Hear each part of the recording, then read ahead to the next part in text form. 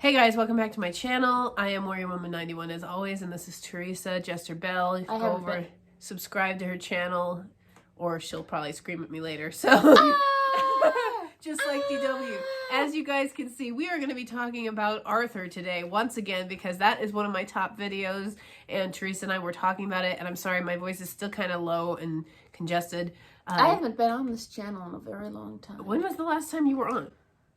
I want to say we did a review of What If. I think we did. That's right. That might be the last. Wow, you haven't been on in a long time. We might have done one more video in between. Oh, you know why? It's because I went to Nashville, and then we had Christmas, and we were sick, and then we were sick again. So, long, sad story. So, Teresa, you're the kind of the mastermind of this episode, so why don't you tell us what the first episode... Let me just let me preface this by saying...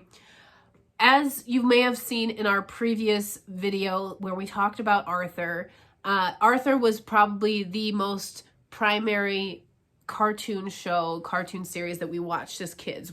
My brother and I were watching it long before she was even born, and then she became an addict. Not long before. Long before. Kelly, years it came out before. in 1997, and I was born in 1999. Exactly. It wasn't that long. It was 3 years. 2 years.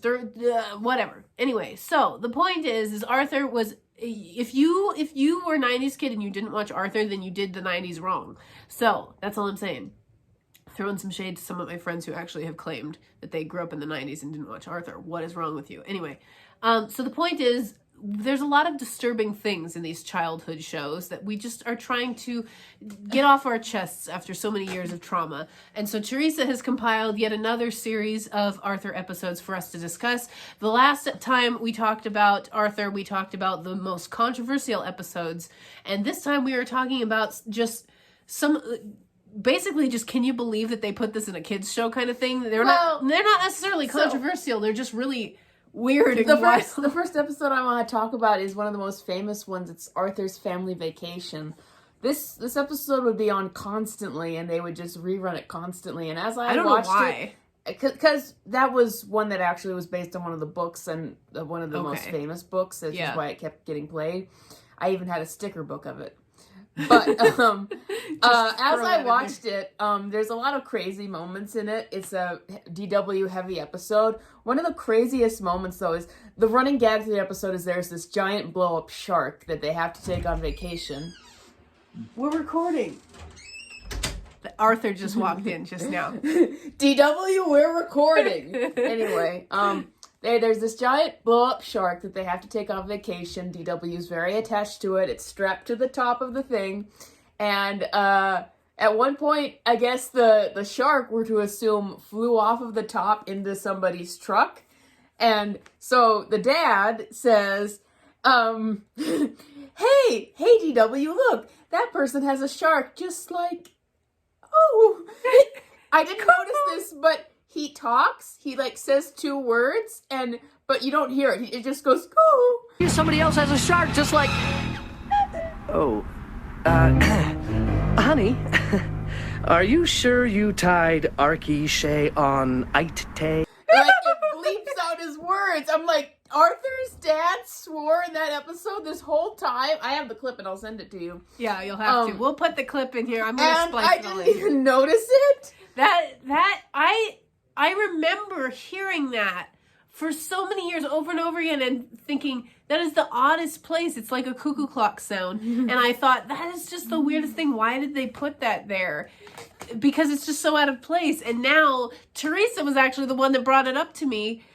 Arthur's dad swears in this kid's show, and they bleeped it out, basically. It's hilarious. Cuckoo clock sound, and it is hilarious, and I'll be splicing it in here for you guys. And what follows after that... Daddy, speed up! We've got to get Sharky! DW, maybe we can get you another shark. We have to save Sharky! And now, DW, maybe we can find you another shark. Honey? Okay, I'm on it, DW.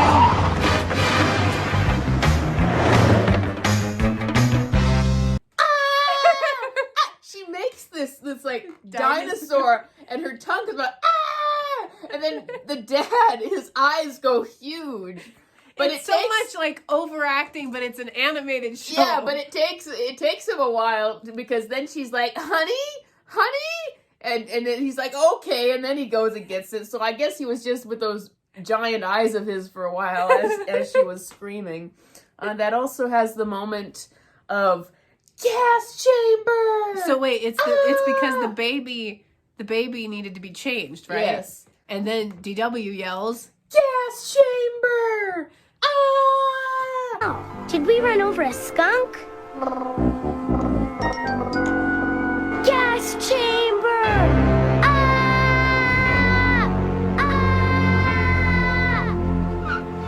Now, really what I wanted to make this episode about was just about DW, and this kind of could just be about DW. I wanted to talk about Francine, though. Yeah, well, we'll talk about Francine in a second, but I just want to say DW is one of the most diabolical children ever to come to life on an animated series. I think she's just downright evil. And not to mention, she's a little girl, but she's voiced by a little boy. They did that on purpose. Yeah, because she's just that evil. All right. She had the personality of a little boy. Yeah. We might as well insert this moment in little before boy we in a talk dress. about Francine. DW was trans. What? There's a moment that's absolutely psychopathic. Yes. Psychopath if you're Psychopath. if you're Christian Bale.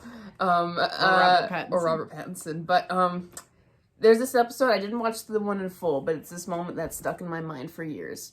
And if I ever won an Oscar, it would be playing DW. You know how actors go through these extreme transformations? Yeah. And it brings them their Oscar? My Oscar is going to be, I'm going to play DW in an R-rated biopic.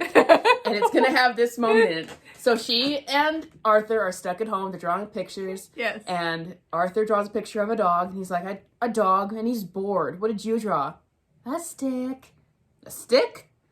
A stick from the park which you promised to take me to today! What did you draw? A dog, and he's bored. What did you draw? A stick. A stick? A stick from the park where you promised to take me today! It's the best moment in the entire show. It's like, you don't really know what's happening. It's like this psychotic child. A stick? You drew a stick? You're going along with Arthur. You're like, why would you draw a stick? A stick from the park which you promised.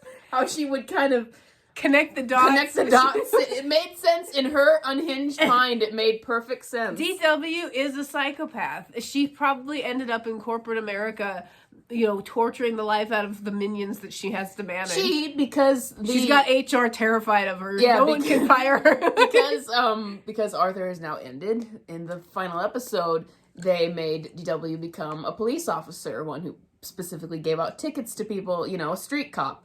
Hey, there's DW. I wonder who the unlucky driver is this time. Hey, this is a no parking zone. Move it. She should have been locked away in an insane asylum. That would have been a more appropriate end. She's in Arkham Asylum now. You walk past it, there's the Joker, and there's the Riddler, and then there's and Arthur's her brain becomes a psychiatrist, and DW is the patient in the asylum. Oh my gosh, they should have let the fans dictate what actually happened to the Arthur characters instead of just making the dumb ending. They just wanted to end it. They just were like, let's kill the thing. Let's just get it over with. So let's move on from DW for a minute and talk about Francine. Now, to describe the episode from Francine. Well, it's another one because DW has most of those standout crazy moments, but the other character that does is Francine. I got a cough. Go ahead. Anyway, the standout character is, besides DW, is Francine, and she was famous for having anger issues in the show. I identified with her. Yes. But there's an episode specifically about her getting control of her anger, and it's about she makes a deal with Muffy that if she can go for either 24 hours or a week, I can't remember which one it was. A week with not being mean to one person, then she'll get her special watch. And so we get this kind of commentary on what happens when someone bottles up all their rage. And we get some very interesting moments where they decide that they need to burst her bubble before she really pops. And so they come up to her and they go, Francine, Binky Barnes said he can beat you at any sport, any day. And she's kind of crouched over, and she does this weird thing with the animation where, like, her nostrils flare up. He did. he was probably just speaking boastfully. It's like she's got to speak in like old English in order to keep her rage in. And then there's this moment in the episode where the brain demonstrates that how she's gonna pop, and he uses a bottle. And then there's like this weird sequence where it imagines that her head is on a bottle, and it pops off the bottle, and she's still being nice.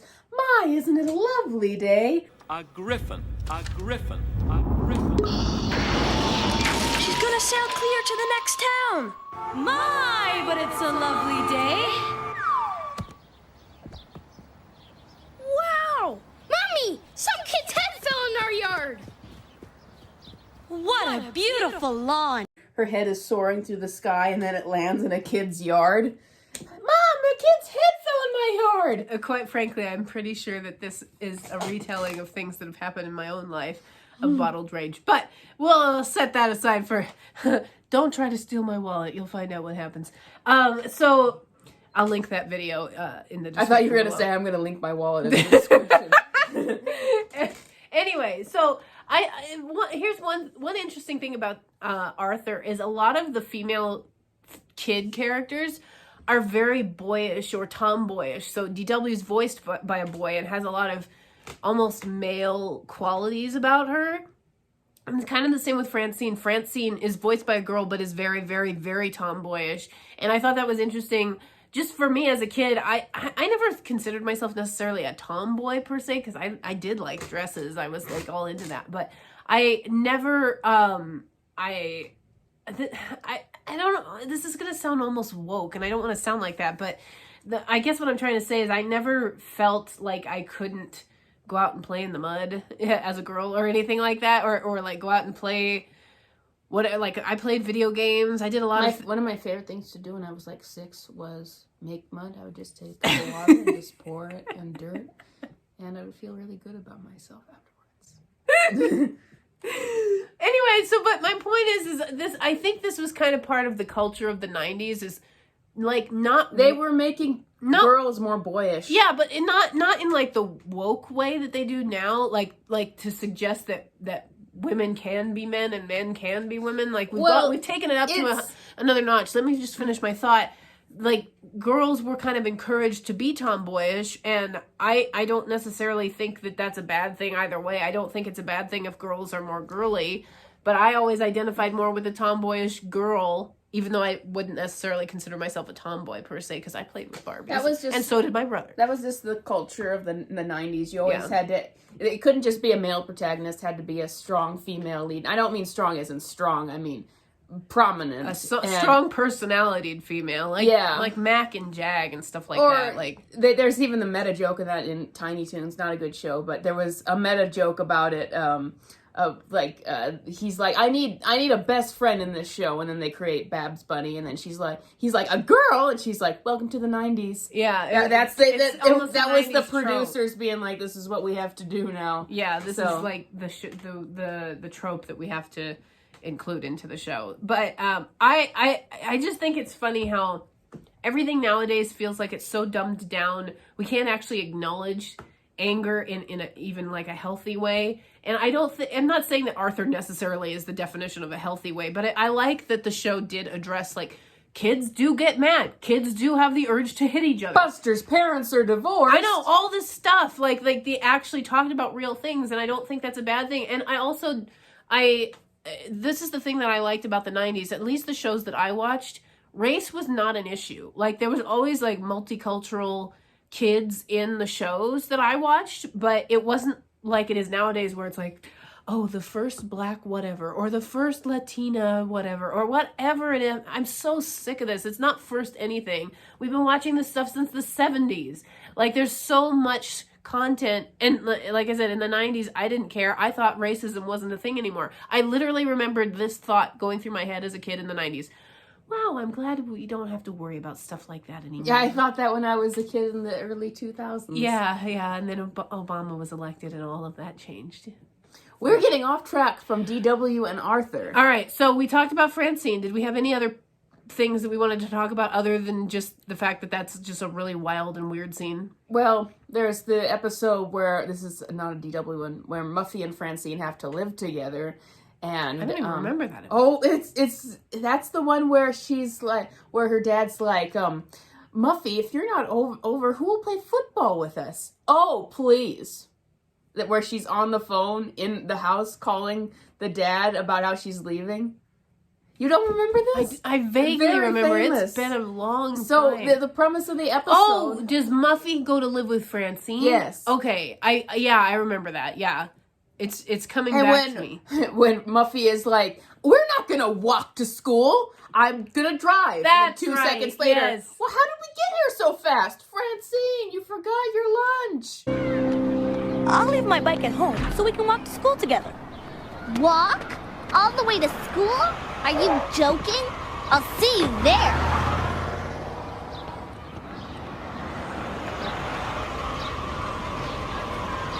How did you get here so fast? Francine! You forgot your lunch!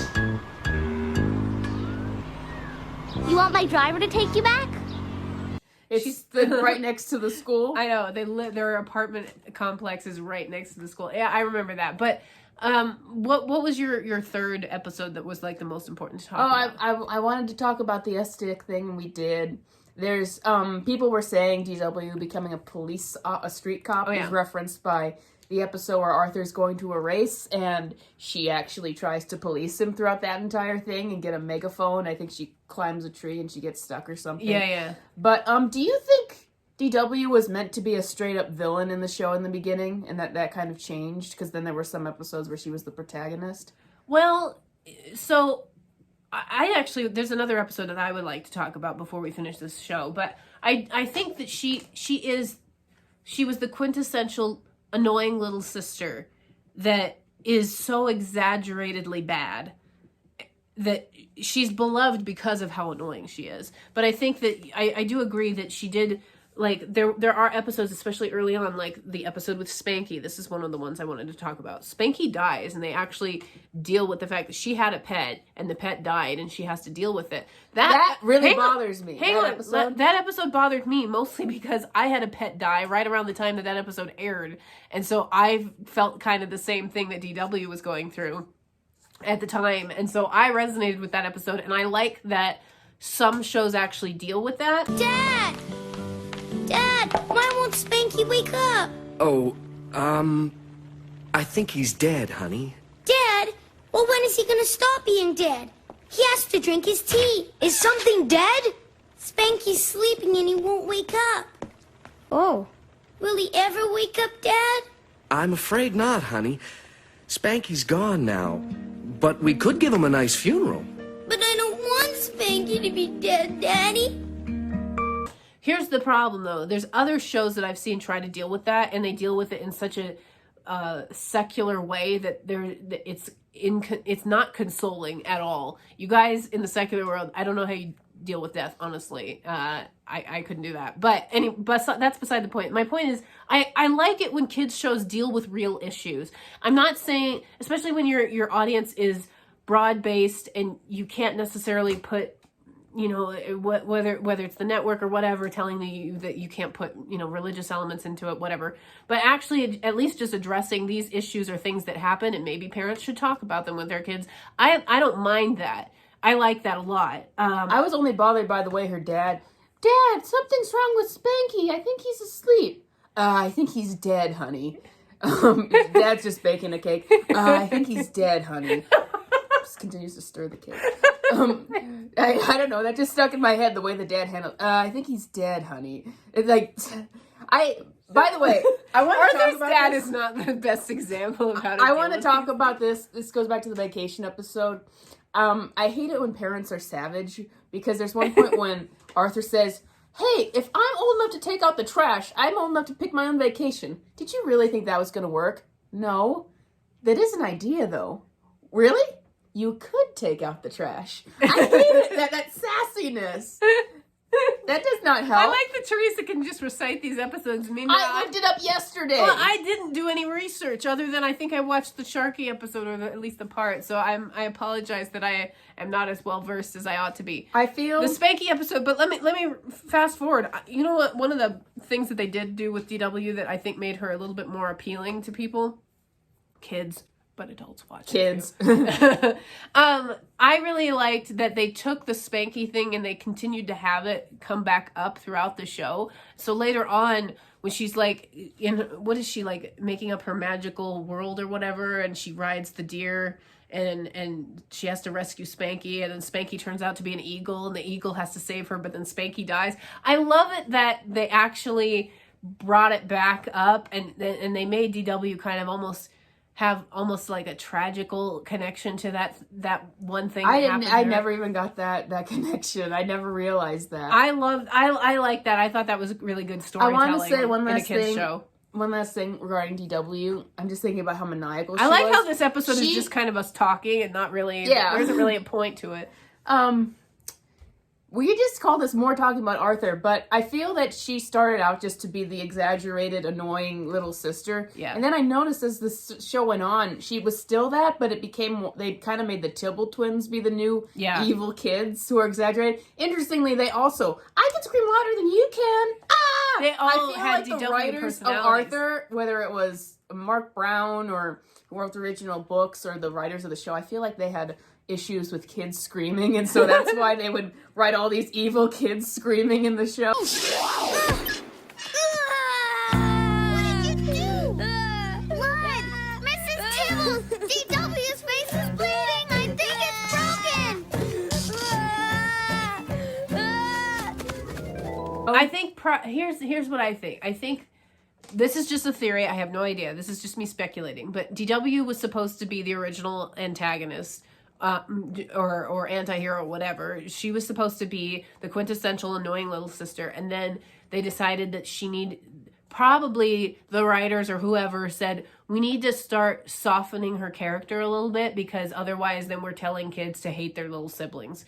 And so I think that might have been... So they said, let's make them hate little kids instead with the Tibble twins. Let's bring in the Tibble twins so that we can spread the hate around. So that it's not just all of it hate neighboring boys, not your little sister's kids. There you go. That's the lesson. That's my 2 cents there. I don't know. Yeah. And now let's talk about the best Arthur episode of all time. Confuse the Goose. Oh, yes. That doesn't really have to do... Oh, well. Oh, no, it does. Because don't they reveal at the end of the episode that the real master behind the game was DW? No, she was the best player. But who... Oh, her best friend turned out to be the... Okay, so the plot of the episode is that... It's 2 parts. There's this computer game. It's an online player game. And you... It's based off of DW's game, Confuse the Goose. But then they make a version of it into a video game, which is the point of the episode.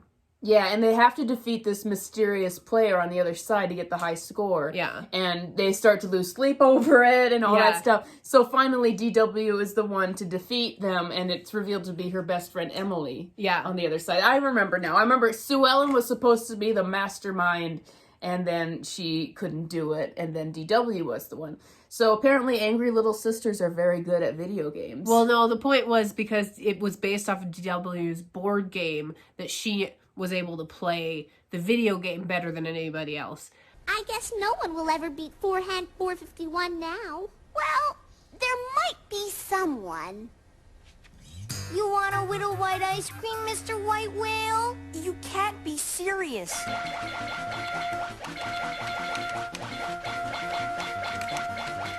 Eat those dots, Goose! We're saved! Long live two-handed mammals! All right! Goodbye, Forehand 451.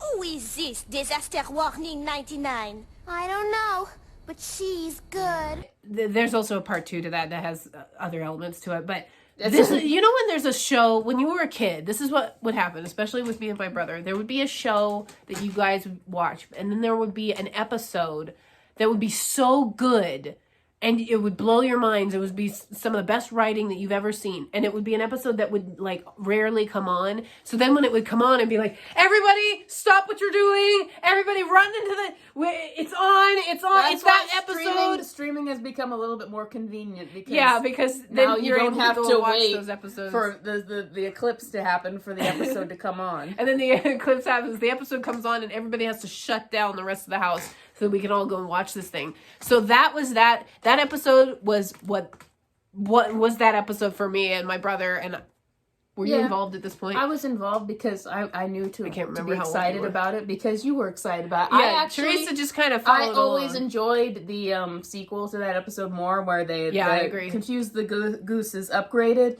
and it's more of a funny episode where it's just about how they all get addicted, obsessed with this game and defeating it first, and then they all lose. I think is it Mr. Rapper and they get hooked on? Yeah, he gets hooked on the internet. But hey, Brain, do you think it's gonna snow soon? No, it's summer. Why? Because my dad says that he'll buy me a computer when it snows in July.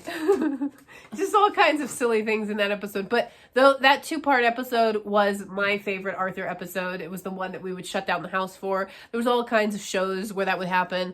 The 101 Dalmatians show that we used to watch, and when Roger and Anita get divorced. What the heck? We lost it. That was a 3-part episode, and after part 2, I was losing my mind because your favorite characters are getting divorced. What? There's all kinds of episodes that were like that. For there would be like the single one episode that you were just dying to watch that would finally come on.